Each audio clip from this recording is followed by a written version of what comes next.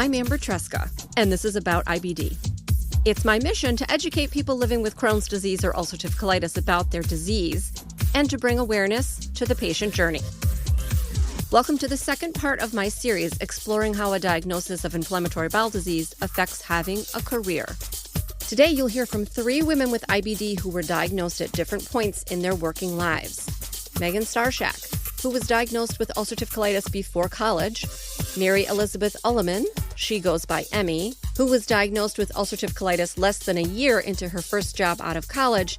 And Tina Aswani, who was diagnosed with ulcerative colitis, later changed to Crohn's disease a few years into her career.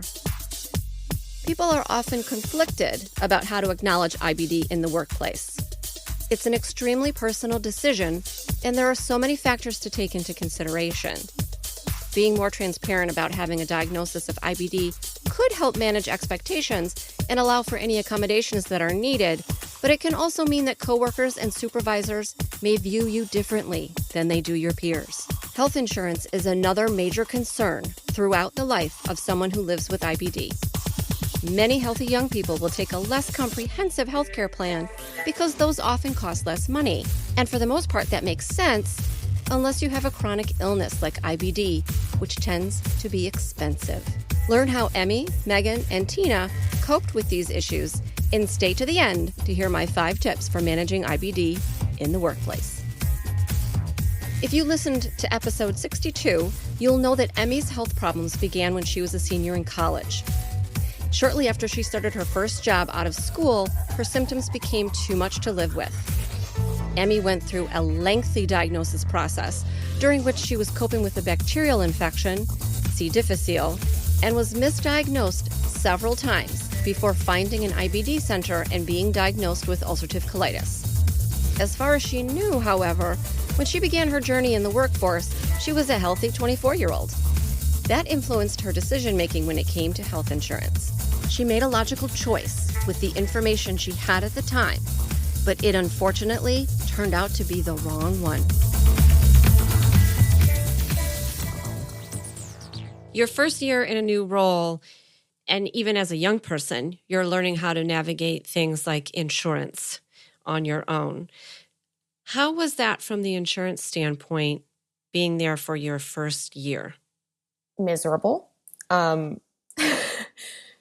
My parents are wonderful, and my dad just was so good to me, like helping me figure things out with insurance. This was before I got diagnosed and even after, but it got to be insurance choosing time, which is November, and open enrollment was happening. And I remember this conversation, and I was like, Dad, which one should I choose? And we had this whole conversation, and we laid out every possible scenario. Was I going to have surgery? Was I going to have any procedures done? And it was like, no, I was like pretty clear and really healthy.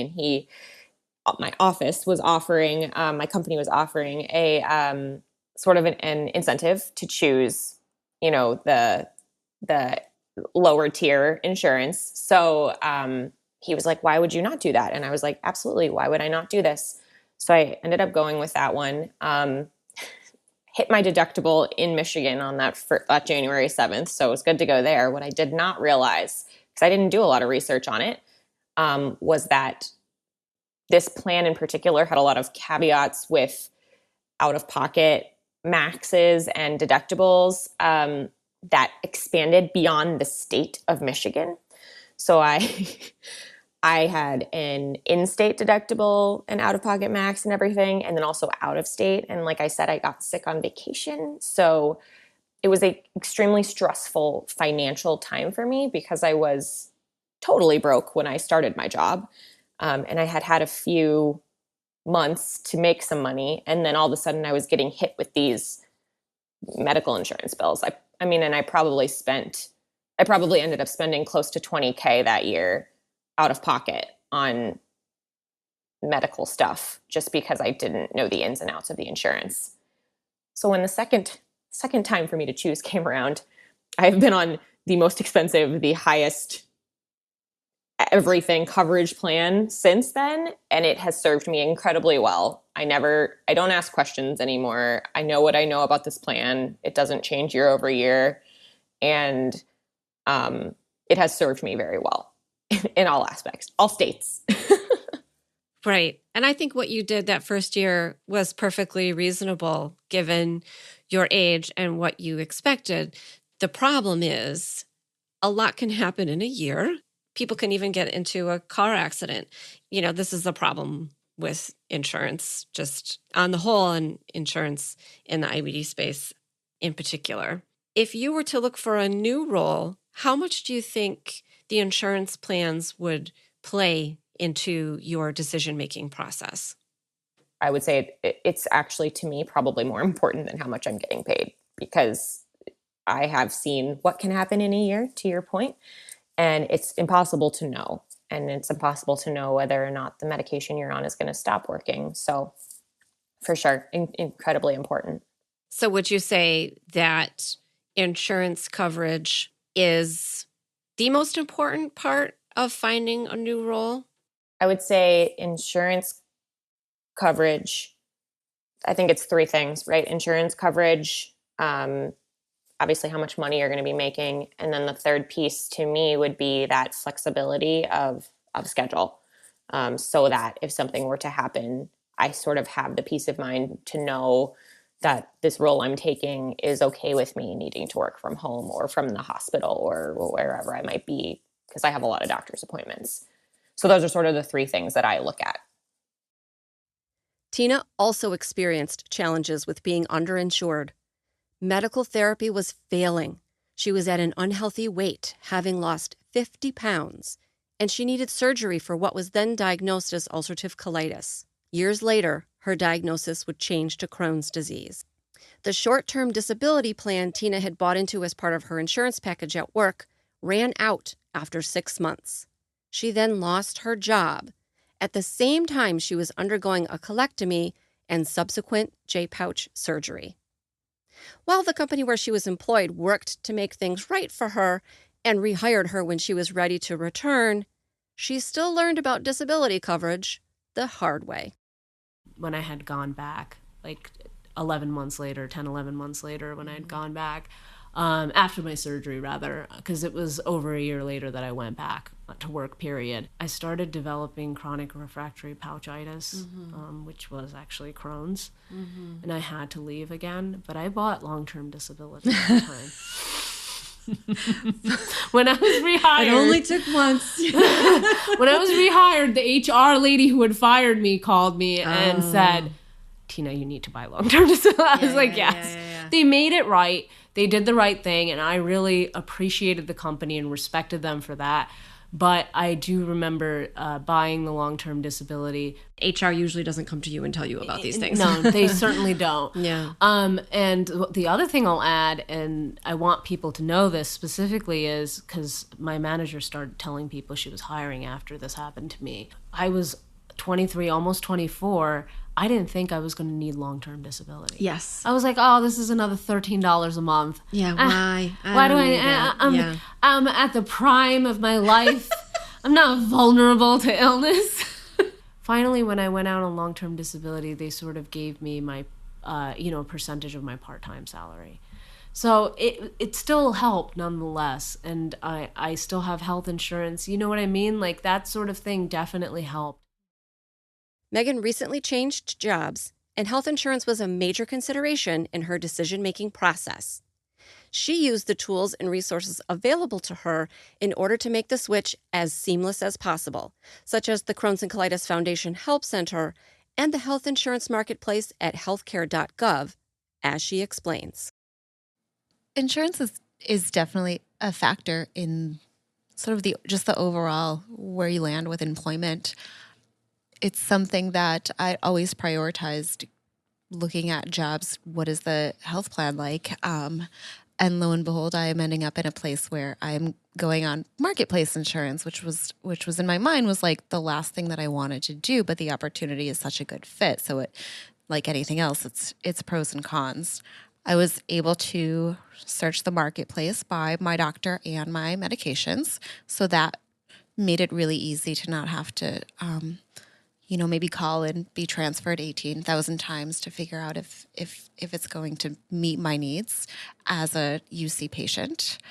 The foundation also has some resources that can help you navigate that, which are real people that you can communicate with. So that was a really great resource. So that's one thing, is just, if you're in a job for a couple of years and you're sort of an autopilot with your insurance every year, maybe like you get a new card in the mail and you just kind of, you deal with your deductibles and your out of pockets, and maybe not a lot changes. So it's getting uncomfortable with having to learn and adjust to a new plan. And the other thing is many of us have a lot of appointments or procedures or maybe some expensive medications. So I am very lucky that it is the beginning of the calendar year, as this new opportunity has come my way. So I left with, having met my deductible and my out-of-pocket very early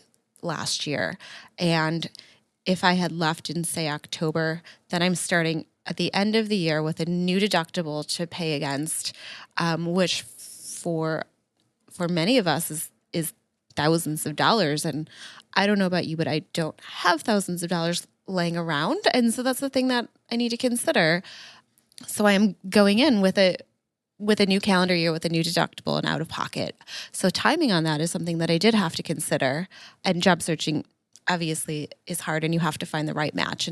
And timing is not always going to be your best or your most favorable thing to work with. But if you can kind of tweak it so it helps you in that way, it's something to think about that a lot of people, it's never crossed their mind. Financial assistance from my drug manufacturers also very helpful in this situation. I kind of just looked at all of the numbers and how much with going on marketplace insurance, how much is it going to cost me per month, but then the deductible and the out of pocket and how much is going to be covered through financial assistance. If that gets tripped up, like sometimes it does, what do I do then? And with a new salary, like, do all of these numbers add up? Do they? And there's just so many more things to think about than the average person.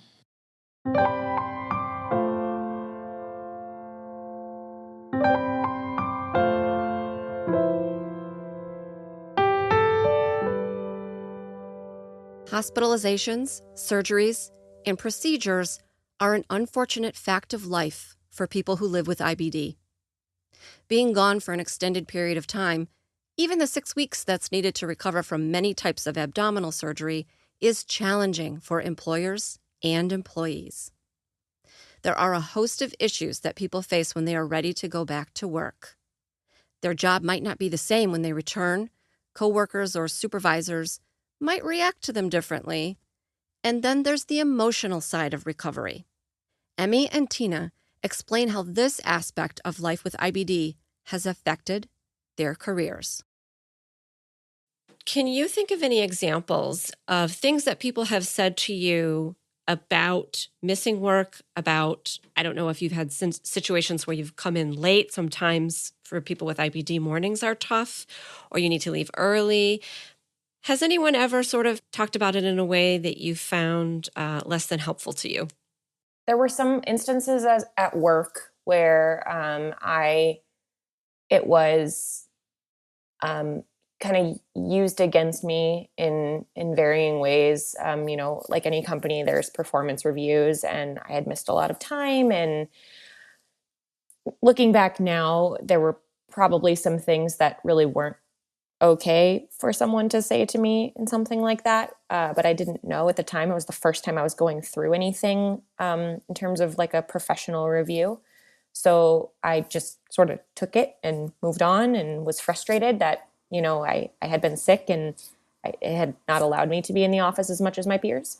I think from a social standpoint as well, it was really difficult because I looked fine and these were new friends that I had made, and they didn't, they tried to be as understanding as they could. And, but at some point it was sort of like, why is this girl not better? And it was frustrating to try and make plans with me and do things with me, because I was always saying I can't, or no, or I'm too tired, or I just don't feel good. And at 23, when you've never experienced that or seen someone close to you experience it, it does kind of look like someone's faking it. And I know that. So I think if there were struggles with less than helpful reviews, performance reviews at work, and also just with the social piece of I was so excited to go to this new place and be a real grown up and make my own way and new friends and new support system and everything. And it really threw a wrench in everything. And now here's Tina again. So that was a really hard transition to make. I think being out for all those surgeries, I will say, and I want to add this because I feel like this is not talked about enough. When you've had such life-threatening and harrowing experiences with your health, going back into a career where people are telling you this needs to be done yesterday, it's just like, how is this so important when I nearly died? Exactly. And I think I was a changed person because serious illness had hit me at a really young age. And I felt like I was a lot older than some of the people that I was working with. Yeah. I felt like perhaps I was way too old. I felt like I was like an older lady or something that had a different perspective on life. And coming back to that was really, I think it was almost like shell-shocking. Like it was just, I came back shell-shocked. And I remember having to go out when I started to get sick with the pouchitis. I had to reduce my hours. So when I was rehired, I was like, the max I can do is 50 hours a week. Yeah. So I was doing like 9 to 7 or 8 to 6. And I remember them saying, well, that's kind of like, it wasn't really said, but it was, that's like, it's so few hours to begin with. Like we usually expect 70 hours a week. And so I was like, there's no way I can do that. So I started at 50 hours and I kept those boundaries up really high. Mm-hmm. And I made sure I slept 10 hours a night. So I really had no life. Mm-hmm. I would be home for 2 hours before I went to bed. And I had to hire somebody to cook, sent our laundry out. Like it was too much for me. And I had to take cabs back and forth to work. Luckily we didn't live that far. But it was really, really a difficult adjustment to go back to work after. Mm-hmm. So I did that for a year, and then I'd say about 9 months into it, I was really starting to struggle because I was on ciproflagyl for almost the entire time. Yeah. And then I stopped responding. They switched the medications, Xifaxan, Augmentin, this, that, or the other. And I reduced my hours to 40 hours, then 32.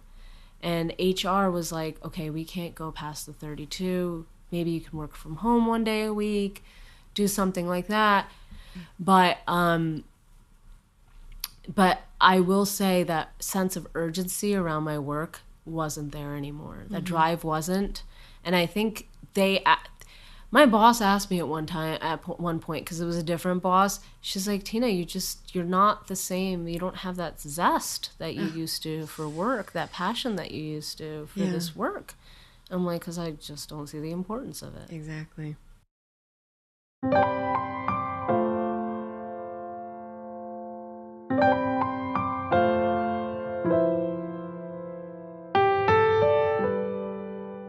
IBD is covered under the Americans with Disabilities Act. That means that people with IBD can ask for reasonable accommodations in order to work at their job. Accommodation could mean being allowed to come into work an hour later or moving a seat closer to the bathroom. It could also include getting an ergonomic chair because of joint pain or being able to make up time needed for doctor's appointments or procedures. However, the laws about accommodations don't cover how people with IBD might be perceived at work by their peers and supervisors, as Emmy and Megan explain.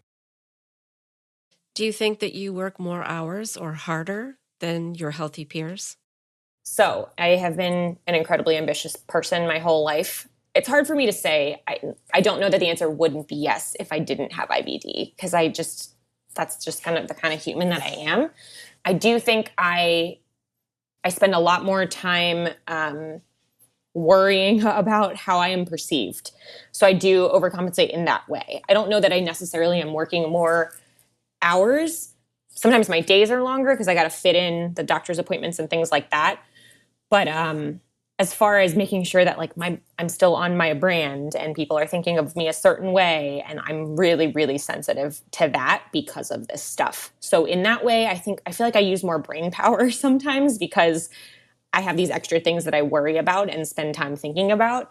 But I have figured out a pretty efficient way to make sure that I'm getting things done, and so I don't have to work extra. That being said, if there is a hospital stay in the mix, 1,000% I'm working more because I really don't want people to think that yes, I'm in the hospital and they're usually amazing about being respectful of that, and not even just respectful, like supportive. I'm getting flowers and balloons and my coworkers are wonderful, which is so lucky. But when I come out, I'm like, I got to make up for this. So yes, my days are longer then. Oh, it's almost like a crash course in public relations, isn't it? I think I could be a publicist. Yeah, I really do. It's kind of like half the battle with this in a professional world, figuring out how to present it to the masses in a way that like doesn't get you a negative opinion. And then you got to prove it. And that can be hard. And here's Megan again. Yeah, I think that being proactive is always a really good strategy for managing life with IBD in your like greater community, in your world. I think it's like there's a little bit of nuance in attitude too. So if you come into a role and you decide to disclose and you say, hey, I have this incurable disease and this is what it is and this is how it affects me, and here are the tools that I've put in place so that I can manage it to the best of my ability. And these are the ways that it might affect me at work, but here's what I'm doing about it, and just get ahead of it. And also just, it's just that attitude of like, it's going to be different, but it's not going to stop you. You might need exceptions. You might need to leave every 8 weeks to go get your infusion. You might, I've left work to go buy clean underwear before when I know I'm not the only one. It's like it happens. It's the nature of the beast. But I show up and I'm positive about it, but like also realistic. And I do have plans in place for if I need to, adjust my day or adjust my hours, and feeling good and maybe, go a little bit extra, work a little extra if I need to. Just really show that I am there to be a hard worker and a valuable member of the team.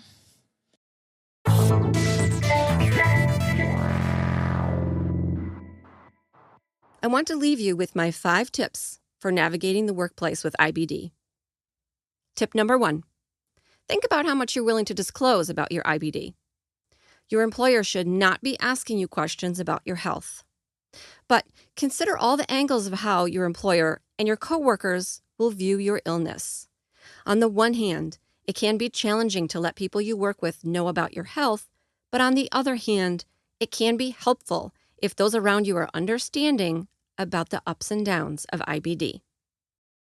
Tip number 2, remember your rights. In the United States, you are entitled to reasonable accommodations under the Americans with Disabilities Act. Moving your desk closer to the bathroom, working from home on certain days, or coming in later are a few examples of accommodations. You can also take advantage of the coverage under the Family Medical Leave Act, or FMLA, if you work at an organization that has more than 50 employees and you have been there for more than 1 year. It's unpaid leave, but you are entitled to 12 weeks over the course of the year. FMLA days can be used for anything from a day for an infusion to a hospital stay. Tip number 3, prepare for emergencies and flare-up days. With IBD, there are going to be times when your health takes priority. Being ready for the issues that are more than likely to crop up will help. That could mean keeping good records so that others can cover for you more easily, or making sure your deadlines are realistic in case you miss some time at work because of an IBD-related issue. Tip number 4, choose your health insurance plan carefully.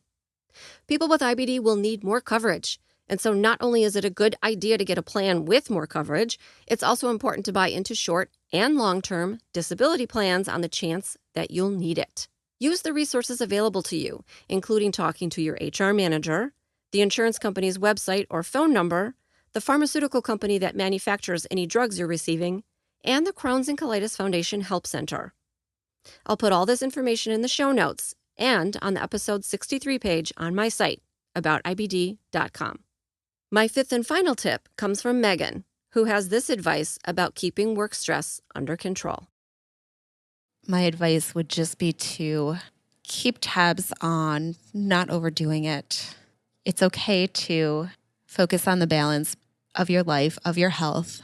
You don't have to work 60 hours a week and then go to happy hour with your team 3 nights a week and then, plug in on the weekends and all of that stuff. Like, it's okay to not pile that stress on your life. It's okay to take time for yourself, for your family, for your hobbies. But I think that's also just like the world that we live in is like, like the hustle and grind world of more and keep pushing. And like, that's not healthy. So for anyone, especially with a disease like IBD, where for many of us, stress may make our symptoms a little bit worse and add to our fatigue and just like, our mental health. So you just keep that balance and prioritize your health so you can fill your career bucket and you can fill your personal bucket and you can not drain your health bucket. Hey, super listener. Thank you to Megan Starshak, Emmy Ulliman, and Tina Omprakash for their insights and experience on managing a career and IBD. Find Megan on all social media as It's Me Megaroo and on her site, meganstarshak.com. You can find Emmy on Instagram as Mary Elizabeth Ulliman. And you can find Tina on all social media as Own Your Crohn's and on her site, ownyourcrohns.com. I will put all their information in the show notes and on the episode 63 page on my site, aboutibd.com. Did you know you can help me keep producing this show?